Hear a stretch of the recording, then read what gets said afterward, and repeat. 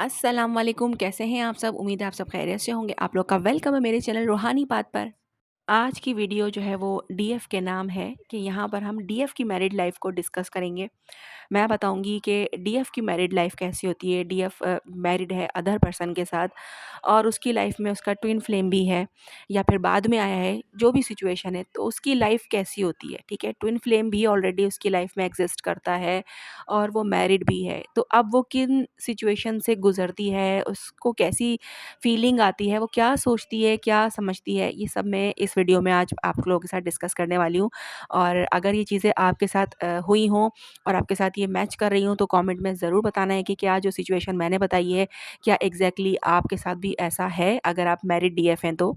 अगर DF married है और उसका ट्विन फ्लेम भी उसकी ज़िंदगी में है, ठीक है, चाहे वो पहले से था और डीएफ मैरिड हो गई बाद में, या फिर मैरिड ऑलरेडी डीएफ थी और बाद में जो है उसका ट्विन फ्लेम उसकी लाइफ में आया। हम ओवरऑल सिर्फ डीएफ की मैरिड लाइफ को डिस्कस कर रहे हैं कि वो किसी और के साथ मैरिड है तो अब उसकी क्या सिचुएशन रहेगी उसके ट्विन फ्लेम के होते हुए। ठीक है, मैरिड डीएफ की लाइफ में जब उसका ट्विन फ्लेम आता है तो उसकी ज़िंदगी बहुत ज़्यादा मुश्किल और कंफ्यूजिंग हो जाती है।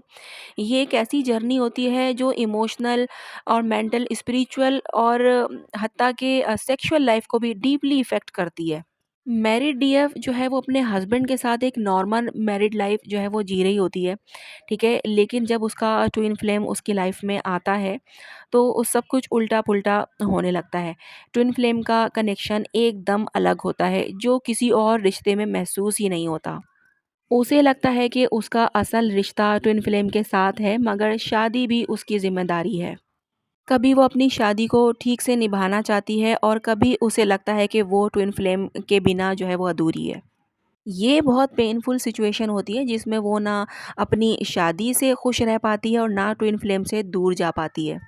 डीएफ चाहे जितनी भी कोशिश कर ले, उसे अपनी शादी इनकम्प्लीट ही लगती है। उसे लगता है कि उसके हस्बैंड से इमोशनल अटैचमेंट जो है वो उसकी कम हो गई है या फिर ख़त्म ही हो गई है। शादी सिर्फ एक रिस्पॉन्सिबिलिटी लगने लगती है, प्यार और जज्बात ट्विन फ्लेम की तरफ जो है वो खींचने लगते हैं। अगर शादी पहले से ही थोड़ी वीक हो तो ट्विन फ्लेम का आना डीएफ के लिए और भी ज़्यादा डिफ़िकल्ट बना देता है।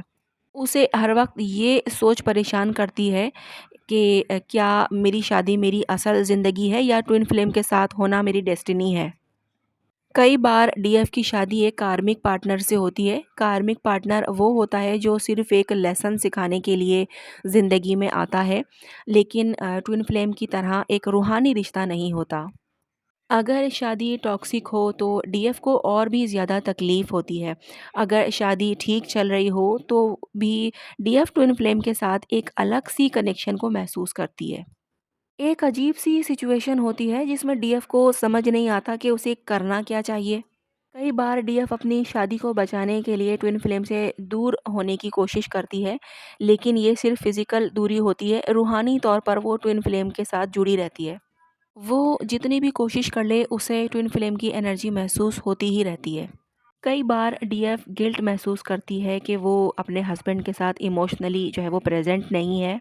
स्पेशली अगर उसका हस्बैंड उसके साथ अच्छा है या फिर उसका सोलमेट है, तो ये चीज़ उसको बहुत ज़्यादा गिल्ट फ़ील कराती है कि उसका हस्बैंड उसके लिए लॉयल है और वो अपने हस्बैंड के साथ जो है वो अटैचमेंट फ़ील नहीं कर रही है, या फिर उसके अंदर जो है वो सारे जज़्बात ही जो है वो ख़त्म हो चुके हैं, और ये चीज़ वो सोच-सोच के बहुत ज़्यादा परेशान होती है। लेकिन ये वो डीएफ परेशान होती है जिसके हस्बैंड उसके साथ अच्छा हो, मीन्स के सोलमेट हो और उसको काफ़ी ज़्यादा सपोर्ट करता हो, तो फिर उसको गिल्ट आता है। लेकिन जो कार्मिक होते हैं हस्बैंड, उनके साथ जो है वो डीएफ को ये फीलिंग नहीं आती है, क्योंकि वो कार्मिक से तो वैसे ही वो उसकी वाइब्रेशन मैच ही नहीं करती है। डीएफ की सेक्सुअल लाइफ भी ट्विन फ्लेम जर्नी से डीपली इफ़ेक्ट होती है। हस्बैंड के साथ अट्रैक्शन कम हो जाता है या फिर ख़त्म ही हो जाता है। डीएफ को अपने हस्बैंड के साथ फिज़िकल कनेक्शन वीक लगने लगता है। उसे इंटीमेसी सिर्फ़ एक रिस्पॉन्सिबिलिटी लगती है, एक इमोशनल कनेक्शन नहीं। वो हस्बैंड के साथ इंटीमेट तो होती है, लेकिन उसे अंदर से वो सैटिस्फैक्शन महसूस नहीं होती है। अगर ट्विन फ्लेम दूर भी हो तब भी डीएफ को उसकी एनर्जी महसूस हो सकती है, ठीक है। कई बार जो है वो बिना किसी फिजिकल टच के भी डीएफ को अपने ट्विन फ्लेम की सेक्सुअल एनर्जी बहुत स्ट्रांगली महसूस होती है। डीएफ कई बार ट्विन फ्लेम के बारे में इंटेंस और सेक्सुअल ड्रीम भी देखती है। ये कनेक्शन इतना स्ट्रांग होता है कि कभी-कभी डीएफ को लगता है कि ट्विन फ्लेम असल में उसके पास ही है। डीएफ की बॉडी और एनर्जी सिस्टम चेंज होने लगते हैं। उसे एक अलग सी डिज़ायर महसूस होती है जो उसकी नॉर्मल मैरिड लाइफ के साथ मैच नहीं करती। ये सब डीएफ के अंदर एक और कॉन्फ्लिक्ट क्रिएट कर देता है, जिसमें वो अपनी फीलिंग को समझने की कोशिश करती है। डीएफ धीरे-धीरे ये समझने लगती है कि ये सब एक लर्निंग फ़ेज़ है। वो अपनी असल ताकत और पावर को महसूस करती है फिर। उसे समझ आता है कि ट्विन फ्लेम सिर्फ़ मोहब्बत नहीं बल्कि एक स्पिरिचुअल जर्नी का हिस्सा है। वो अपनी लाइफ़ के डिसीज़न्स जो है वो क्लैरिटी के साथ लेने लगती है।